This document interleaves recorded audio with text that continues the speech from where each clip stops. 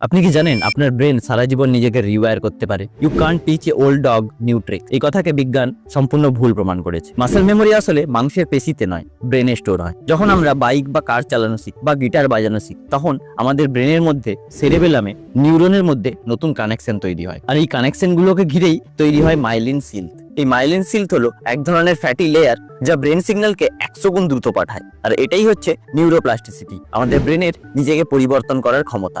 আগে বিজ্ঞানীরা মনে করতেন শুধুমাত্র শিশুদেরই ব্রেন পরিবর্তন করা সম্ভব, কিন্তু এখন গবেষণায় দেখা গেছে 90 বছর বয়সেও আপনার ব্রেন নতুন কানেকশন তৈরি করতে পারে। স্ট্রোক রোগীরা যখন নতুন করে হাঁটা বা কথা বলতে শেখেন, তখন ব্রেনের সেই অংশটি নতুন করে আবার কানেকশন বানায়। এটাই নিউরোপ্লাস্টিসিটি। লন্ডনের ট্যাক্সি ড্রাইভারদের ব্রেন স্ক্যান করে দেখা গেছে তাদের হিপোক্যাম্পাস, ব্রেনের যে অংশ ম্যাপ মনে রাখার জন্য দায়ী, সেই অংশ সাধারণ মানুষের তুলনায় অনেকটাই বড়। আর অন্ধ লোকেদের অক্সিপিটাল কর্টেক্স, ব্রেনের যে অংশ মানুষের দেখার জন্য দায়ী, সেই অংশ অন্য কাজে ব্যবহৃত হয়, যেমন শব্দ শোনা বা স্পর্শ অনুভূতি করা।